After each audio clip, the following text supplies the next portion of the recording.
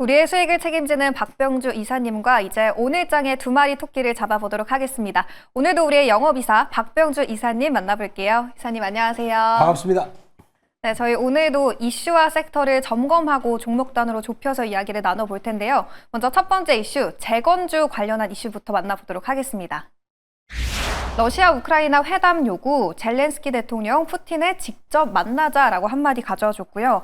이 최근 젤렌스키 우크라이나 대통령이 휴전 협상을 위한 직접 대화를 제시하면서 재건주가 강한 탄력을 받았었는데 어제는 재건주가 좀 쉬어가는 흐름을 보였어요. 이 재건주에 대한 시선은 계속 두는 게 맞을까요, 이사님? 네, 제가 이제 굉장히 중요한 어떤 이제 균형점이 나온 것 같아요. 그래서 들고 왔는데 한번 구체적인 내용을 보도록 하겠습니다. 자, 지금 보시면 오는 이제 15일이죠.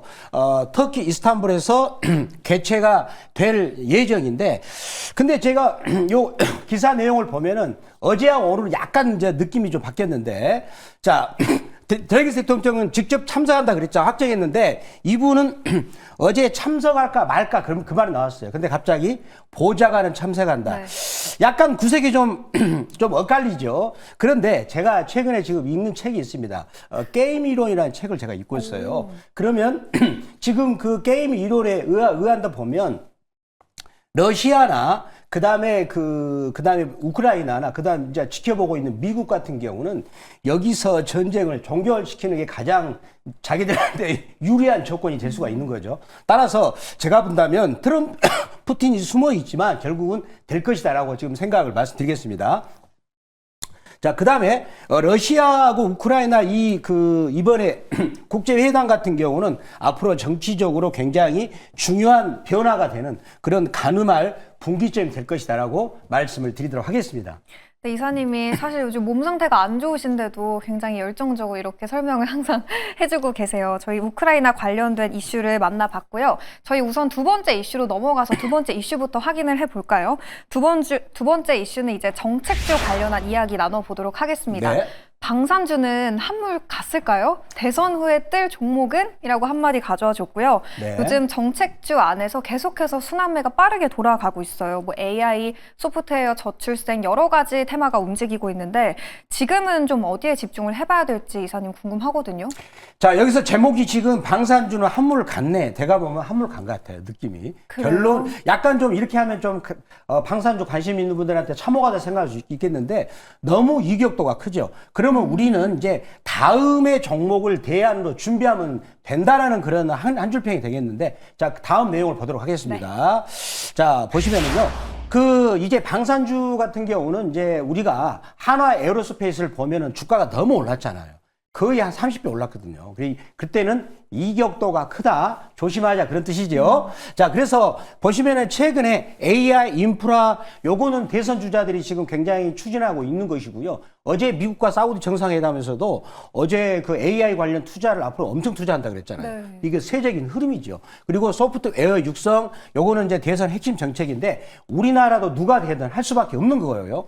그리고 이번에 추경 예산이 통과가 됐어요. 12조 넘게 통과됐는데 요거는 내수 경기에 이제 기여를 하도록 하는 건데 따라서 소비재 관련주를 보자. 요거는 결국은 이번에 원달러 환율이 이제 환율이 굉장히 원화 강세를 보였을 때 역시 내수와 관련된 그런 부분이 될 것이고 제가 계속 강조드리고 있습니다.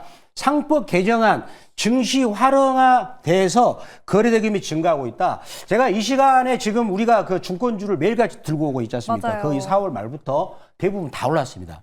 거의 100%다 올랐다고 볼 수 있겠죠. 네. 어제 심지어 들고 온 종목도 올랐더라고요, 바로. 맞아요. 그래서 요거는 굉장히 거대한 흐름이다라고 말씀을 드리도록 하겠습니다. 네, 어제의 주인공을 다시 되짚어 보자면 로봇, 반도체, 그리고 신재생 쪽이었는데 그 안에서 특히 이 신재생, 퍼스트솔라도 의미 있는 움직임이 나오고 있고 특히 이 국내 조기 대선 하에 정책 기반의 모멘텀도 깔려 있잖아요. 이 신재생에 대한 시선은 지금은 좀 어떻게 가져가 봐야 될지 궁금한데 이쪽은 조금 더 기대해봐도 될지 그렇다면 신재생을 지금이라도 따라잡는 게 맞을지 궁금해요. 이사님은 좀 어떻게 분석하고 계세요? 지금 보면은 이제 오늘 어제 같은 경우 신재생 관련해가 종목들이 올랐잖아요. 네. 그리고 또 로봇 관련주들 같은 경우도 뭐 대선 후보 참모로 들어간다 해서 올랐는데 요즘에 그런 뉴스를 가지고 접근하기에는 너무나 빠르게 움직여 버리니까 더군다나 요즘에 시대가 AI 시대를 통해서 이제 뉴스를 터트려 놓고 미리 사놓고 갑자기 끌어올리면 개인 투자가들 그거 따라하기가 정말로 힘들어요. 그냥 그 종목 시세는 비록 올라가고 급등해서 시선을 끌겠지만 그런 뉴스를 뒤따라가서 종목을 추격 매수하면 정말로 위험하다라고 말씀을 드리도록 하겠습니다. 저희 지금 박병주 주력 상품에서 종목들을 보면 그렇지 않고 차분하게 매매를 해도 종목들이 이제 뭐 3일 만에 막 11% 올라가는 경우도 있거든요. 그러니까 저희 방송을 참고를 하시면서 대응하시면 저는 좋다라고 말씀을 드리도록 하겠습니다. 정책주 안에서 순환매가 너무 빠르게 돌아가고 있다 보니까 지금 시점에서 신재생 에너지를 무조건 추격 매수하기보다는 이격도가 낮은 종목들 위주로 접근해보자라고 전략을 제시해 주셨고요. 그럼 저희 포트에 지금 있는 종목들 후속 전략도 체크해 보도록 하겠습니다. 5월 8일에 매수했던 코스맥스 리뷰해 볼 텐데요. 1차 목표가 21만 원 달성을 했고요. 수익률은 13.4% 기록하고 있습니다. 이사님이 코스맥스를 설명해 주실 때 악어입이 이제 벌어졌다라고 진단을 해 주셨는데 어제 정말 급등이 나왔어요. 두 자릿수 때 11% 급등. 지금은 코스맥스 어떻게 대응해 봐야 될까요?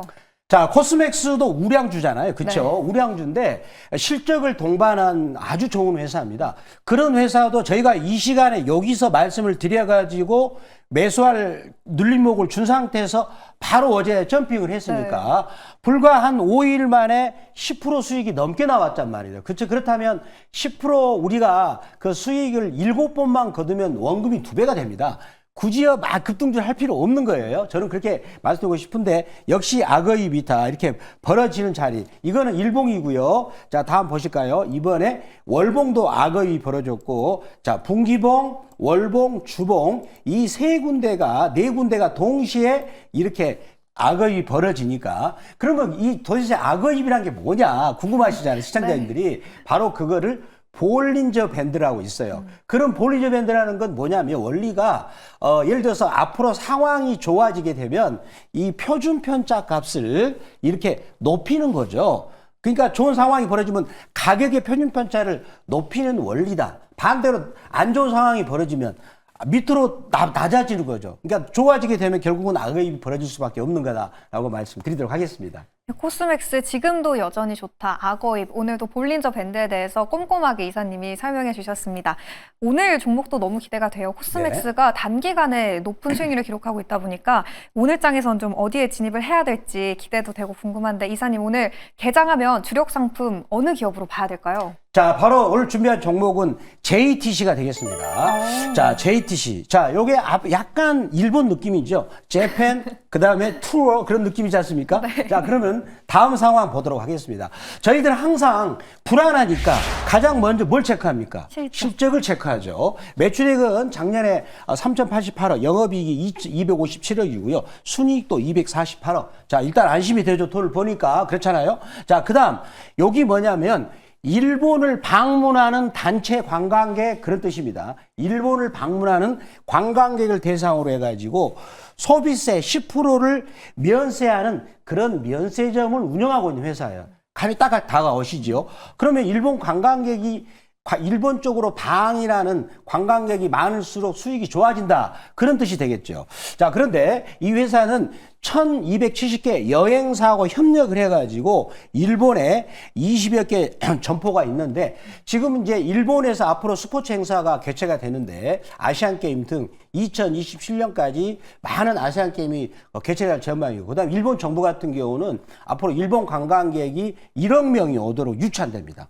그럼 이 회사는 좋을 수밖에 없는 거죠. 그래서 이 종목을 자 새롭게 준비하게 됐습니다. 네, 오늘은 일본 관련주 JTC 편입해 보도록 할 텐데요. 차트 한번 꼼꼼하게 분석해 주세요, 이사님. 자, 제가 이 종목도 들고 온 이유가 바로 월봉에서 이제 시청자님들 다 아시잖아요. 그렇죠? 이게 뭐예요?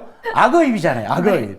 자, 그런데 시청자님들이 이제 궁금한 게 악어입 모양을 잘못 이해하셔가지고 그냥 저한테 질문하셔요. 그런데 가장 거기서 중요한 거는 연봉, 분기봉, 월봉 캔들이 양봉이 나와야 돼요. 이분들 양봉이죠. 그렇죠. 자, 오랫동안 징글징글하게 매집을 한 거예요. 그리고 나서 여기서 한번 실패했네요. 자, 한번 잘 되나 안 되나 엿보았겠죠? 두 번째, 자, 드디어 여기 쭉쭉 올라가면 이게 벌어지기 시작합니다. 그리고 제가 아까 말씀드렸던 기본적 분석이죠. 이 회사 실적도 좋고, 그 다음에 일본 관광객이 많이 늘어날 추세이기 때문에 결국은 악어입은 위로 벌어질 수밖에 없다. 이렇게 제가 핵심적인 기법을 노출시켰습니다. 그래서 말씀을 드렸고, 네. 가격자를 받으러 갈까요? 네. 자, 매수가 범위는 여기서 살짝 눌러줄 때 5,840원에서 5,850원 말씀드리겠고, 자, 1차 목표가는 7% 이익권인 6,150원. 그리고 2차 목표가는 15% 이익권인 6,730원. 그리고 손절가는 4,700원 말씀드리겠는데, 저희가 이 시간에 들고 온 종목들이 지금 4월 달부터 거의 7%는 기본적으로 주고 있죠. 15%도 많이 주고 있는데, 욕심 부리지 마시고 안타를 자주 치시기 바랍니다. 네, 첫 번째 주력 상품인 JTC 1차 목표가 6,150원이었고요. 달성했을 시에 2차는 6,730원 라인 잡아보시면 될 것 같습니다.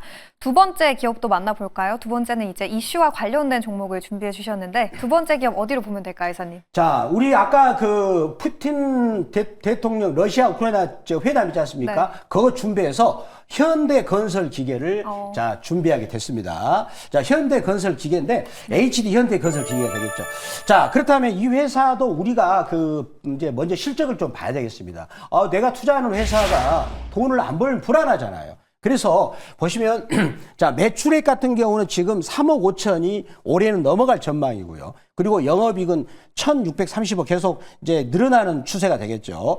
자, 그다음에 이제 이렇게 이제 순이익도 계속 늘어나는 이제 추세가 되겠죠. 그리고 ROE도 건설 기계 업종 치고는 7.5%에서 9.7% 정도 되면 ROE가 그래도 괜찮은 편입니다. 이 정도면 그래도 어느 정도 성장하고 있네 인식할 수 있다는 것입니다. 자, 그렇다면 이 회사의 다음 포인트를 보겠습니다. 자, 굴삭기를 제가 준비했어요. 굴삭기.